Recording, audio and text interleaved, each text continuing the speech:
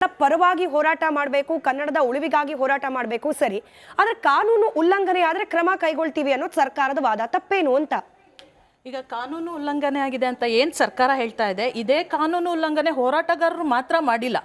ಈಗ ನೆನ್ನೆ ನಡೆದಂಥ ಹೊಸ ವರ್ಷ ಆಚರಣೆ ನೀವು ನೋಡಿರ್ಬೋದು.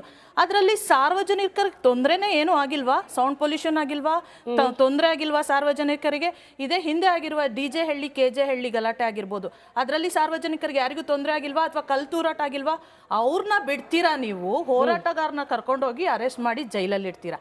ಅವ್ರನ್ನ ಬಿಡೋದಕ್ಕೂ ಹೋರಾಟಗಾರನ ಅರೆಸ್ಟ್ ಮಾಡೋದಕ್ಕೂ ಕಾರಣ ಏನು? ಹೋರಾಟಗಾರನ ಹತ್ತಿಕ್ಕುವಂಥ ಕೆಲಸ ಇದು. ಅವರ ಮನೆಗಳಿಗೆ ಪೊಲೀಸ್ನವ್ರನ್ನ ಕಳಿಸಿ ಭಯ ಬೀಳಿಸುವಂಥದ್ದು.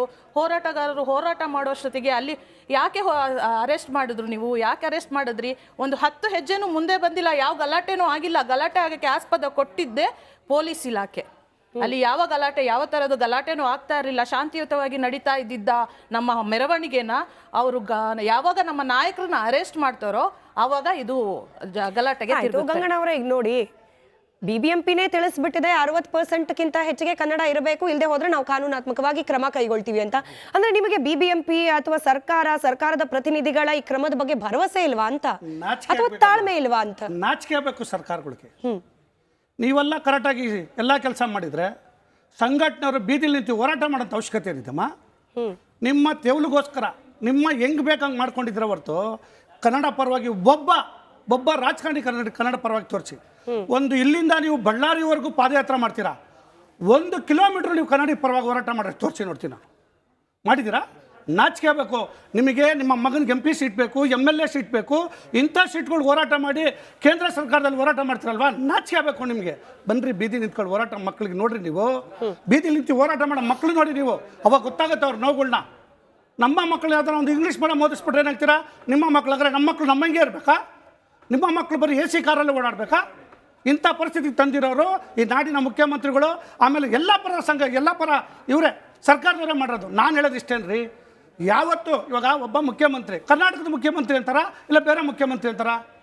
ಕರ್ನಾಟಕ ಮುಖ್ಯಮಂತ್ರಿ. ಕರ್ನಾಟಕದಲ್ಲ ಓಟ್ ಹಾಕಿ ಗೆಲ್ಸಿರುತ್ತಾನೆ. ನೀವು ಕೇವಲ ಬೆಂಗಳೂರು ಸಿಟಿಲಿ ಒಂದು 27 MP ಇಟ್ಕೊಂಡ್ಬಿಟ್ಟು ನಿಮ್ಗೆ 27 MP ಅಂತೀನಿ MLAಗಳು ಇಟ್ಕೊಂಡು ಕನ್ನಡ ಪರ ಹೋರಾಟ ಮಾಡೋಕ್ಕಾಗುತ್ತಾ? ಕನ್ನಡಿಗರು ಓಟೇ ಹಾಕಲ್ವಾ ನಿಮಗೆ? ಅಂದರೆ ಕನ್ನಡ ಶಾಲೆಯಿಂದ ನಿಮ್ಗೇನು ಸೌಕರ್ಯಗಳಿಲ್ವಾ? ಇವತ್ತು ಡಾಕ್ಟರ್ ರಾಜ್ಕುಮಾರ್ 4ನೇ ಕ್ಲಾಸ್ ಓದಿರೋದು, ಇಡೀ ಪ್ರಪಂಚ ಮೆಚ್ಚಂತ ನಟ. ಅವ್ರು ಹಾಕೊಟ್ಟಂಥ ಬುನಾದಿ ರೀ ಇವತ್ತು ಗೋಕಾಕ್ ಚಳುವಳಿ ಅವ್ರು ಹಾಕೊಟ್ಟಂಥ ಬುನಾದಿ ಇವತ್ತು ನಮ್ಮ ಈ ಮಟ್ಟಕ್ಕೆ ತಂದಿದೆ. ಸಂಘಟನೆಗಳು ಇಷ್ಟು ಸಂಘಟನೆ ಬೆಳಕ್ಕೆ ಕಾರಣನೇ ಡಾಕ್ಟರ್ ರಾಜ್ಕುಮಾರ್ ಅವರು. ಅವತ್ತು ಯಾವತ್ತು ಅವ್ರ ಬೀದಿಗೆ ಬಂದು ನಿಂತ್ಕೊಂಡಾಗ ಇಡೀ ಕರ್ನಾಟಕ ನಿಂತ್ಕೊತಾಯಿತ್ತು. ಇವತ್ತು ನಾರಾಯಣಗೌಡರನ್ನ ಬದಲಾ ಮಾಡಿದ್ರಲ್ರಿ. ನಾಚಿಕೆ ಆಗಬೇಕು ಸರ್ಕಾರಗಳಿಗೆ, ನಾಚಿಕೆ ಆಗಬೇಕು. ಈಗ ಸಂಗೀತ ಅವರು ಹೇಳಿದ್ರು, ಶ್ವೇತಾ ಅವ್ರು ನೀವು ಹೇಳಿ ನೋಡಿ, ಪ್ರಚೋದನೆ ಕೊಟ್ಟರು, ಕಾನೂನು ಸುವ್ಯವಸ್ಥೆಗೆ ಧಕ್ಕೆ ತಂದರು, ಅಂಗಡಿಗಳಿಗೆ ನುಗ್ಗಿದ್ರು, ಏಕಾಏಕಿ ಅಂಗಡಿಯಲ್ಲಿ ವ್ಯಾಪಾರ ಮಾಡ್ತಿದ್ದವ್ರಿಗೆ ಅಡ್ಡಿ ಮಾಡಿದ್ರು. ಇದೆಲ್ಲ ಹೋರಾಟ ಮಾಡೋ ಕ್ರಮ. ಹೀಗಾಗೇನೆ ಇವರಿಂದ ಪ್ರಚೋದನೆಗೊಳಗಾಗಿ ಮತ್ತೊಂದಷ್ಟು ಜನ ಬೀದಿಗೆ ಬರಬಾರ್ದು ಅಂತ ಹೇಳಿ ನಾವು ಅರೆಸ್ಟ್ ಮಾಡಿದ್ದೀವಿ. ಸಮರ್ಥನೆ ಸರ್ಕಾರದ ಕಡೆಯಿಂದ, ಪೊಲೀಸ್ ಇಲಾಖೆ ಕಡೆಯಿಂದ. ಯಾಕೆ ತಪ್ಪು ಅಂತೀರಾ ನೀವು ಇದನ್ನ? ನೋಡಿ, ಭಾರತದ ಒಕ್ಕೂಟದ ವ್ಯವಸ್ಥೆಯಲ್ಲಿ ಪ್ರತಿಯೊಬ್ಬ ಪ್ರಜೆಗೂ ಕಾನೂನಿನ ಚೌಕಟ್ಟಲ್ಲಿ ಹೋರಾಟ ಮಾಡಿ ಪ್ರಶ್ನೆ ಮಾಡೋ ಅಧಿಕಾರ ಪ್ರತಿಯೊಬ್ಬರಿಗೂ ಇದೆ. ನಮ್ಮ ನಾಯಕರು ನಾರಾಯಣಗೌಡರು 25 ವರ್ಷದಿಂದ ಎಲ್ಲ ರೀತಿಯ ಕಾನೂನಿಗೆ ಗೌರವಿಸಿ ಕಾನೂನಿನ ಚೌಕಟ್ಟಲ್ಲೇ ಹೋರಾಟ ಮಾಡ್ಕೊಂಡು ಬಂದಿದಂಥದ್ದು. ನಾವು ಈ ರೀತಿ ಏನೋ ದೊಂಬಿ ಮಾಡಬೇಕು ಅನ್ನೋದಾಗಿದ್ರೆ ನಾವು ರ್ಯಾಲಿಗೆ ಕರೆ ಕೊಡ್ತಾ ಇರಲಿಲ್ಲ. ಇವತ್ತು ನಾವು ಪರ್ಮಿಷನ್ ತಗೊಂಡು, ಏನು ಪೊಲೀಸ್ ಇಲಾಖೆಯಲ್ಲಿ ನಮ್ಮ ನಾಯಕರು ಪರ್ಮಿಷನ್ ತಗೊಂಡು ರ್ಯಾಲಿಯನ್ನು ಆಯೋಜಿಸಿದಂಥದ್ದು. ನೀವು ರ್ಯಾಲಿಯನ್ನು ಆಯೋಜಿಸಿದ ಮೇಲೆ ಆಯಾ ಭಾಗಗಳಿಗೆ ರ್ಯಾಲಿ ಹೋಗೋದಕ್ಕೆ ನೀವು ಅವಕಾಶ ಕೊಡಬೇಕಾಗಿತ್ತು. ಅದನ್ನು ಬಿಟ್ಟು ಯಾವ ರೀತಿ ಇವತ್ತು ಗೋಕಾಕ್ ಚಳುವಳಿ ರೀತಿಯಲ್ಲಿ ಈ ಒಂದು ಹೋರಾಟ ನಡೆಯುತ್ತೆ, ಇದನ್ನು ಹತ್ತಿಕ್ಕಬೇಕು ಅನ್ನೋ ಸಲುವಾಗಿ ನೀವು ರ್ಯಾಲಿ ಒಂದು ಹೆಜ್ಜೆ ಇಡಕ್ಕೂ ನೀವು ಬಿಡ್ದಿರಾ. ಅಲ್ಲಿ ನಮ್ಮ ನಾಯಕರನ್ನ ಅಲ್ಲೇ ತಕ್ಷಣಕ್ಕೆ ನೀವು ಏನು ವಶಕ್ಕೆ ತಗೊಳ್ತಿರಲ್ಲ. ಇಷ್ಟು ಜನ ಕಾರ್ಯಕರ್ತರು ಯಾರು ಸುಮ್ಮನೆ ಇರ್ತಾರೆ?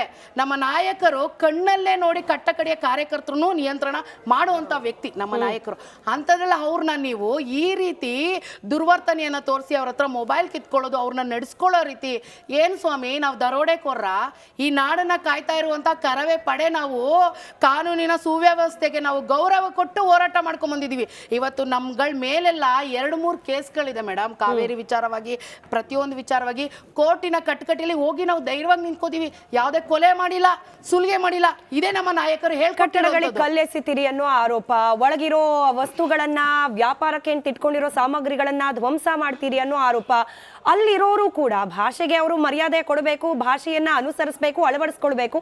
ಅದ್ ಆಗಿಲ್ಲ ಅಂತಂದ್ರೆ ಮಾತ್ನಲ್ಲಿ ಆಗೋದಿಲ್ವಾ ತಿಳ್ವಳಿಸೋ ಕೆಲಸ? ಈ ರೀತಿಯಾಗಿ ಆಕ್ಷನ್ ಟು ಆಕ್ಷನ್ ಆಗಬೇಕಾ ಅನ್ನೋ ಪ್ರಶ್ನೆ. ನಾವು ಈ ಒಂದು ಅಭಿಯಾನನ ಸಡನ್ ಆಗಿ ಹೋಗಿ ರ್ಯಾಲಿ ಮಾಡಿದಂಥದ್ದಲ್ಲ. ಸುಮಾರು 1 ರಿಂದ 2 ತಿಂಗಳು, ನವೆಂಬರ್ ತಿಂಗಳಿಂದನೂ ಅದಕ್ಕಿಂತ ಮುಂಚೆಯಿಂದನೂ ಪ್ರತಿಯೊಂದು ಕಡೆ ಈ ನಾಮಫಲಕ ಅಭಿಯಾನ ಮಾಡ್ಕೊಂಡ್ ಬರ್ತಾ ಇದೀವಿ. ಮಾಲ್ಗಳಿಗೆ ಆಗಿರ್ಬೋದು, ಹಾಗೆ ಅನ್ಯ ಭಾಷಿಕರು ಜಾಸ್ತಿ ಇರುವ ಪ್ರದೇಶಗಳಿಗೆ, ಆ ನಗರಗಳಿಗೆ ಹೋಗಿ ಒಂದು ಪತ್ರವನ್ನ ನೀಡಿ ಅವ್ರಿಗೆಲ್ಲ ತಿಳುವಳಿಕೆ, ಎಚ್ಚರ, ಕನ್ನಡದ ಬಗ್ಗೆ ಅರಿವನ್ನ ಮೂಡಿಸುವಂತ ಕೆಲಸ ಮಾಡ್ಕೊಂಡೇ ಬಂದಿದೀವಿ. ಆದ್ರೆ ಒಂದು ಕೊನೆಯದಾಗಿ ಒಂದು ದಿನಾಂಕವನ್ನ ಗಡುವು ಕೊಟ್ಟಿದ್ವಿ. ಆ ಗಡುವು ದಿವಸನೂ ಅಷ್ಟೇ ನಾವು ಕಾನೂನು ಸುವ್ಯವಸ್ಥೆಯಲ್ಲಿ ಒಂದು ರ್ಯಾಲಿ ಮಾಡಬೇಕು, ಶಾಂತಿಯುತವಾಗಿ ರ್ಯಾಲಿ ಮಾಡಬೇಕು ಅಂತ. ಆದ್ರೆ ಈ ಸರ್ಕಾರ ಮಾಡಿದ್ದೇನು, ನಮ್ಮ ನಾಯಕರನ್ನ ಬಂಧಿಸಿ ಅಂತ ಏನ್ ಮಾಡಿದೀವಿ ಬಂಧಿಸಕ್ಕೆ?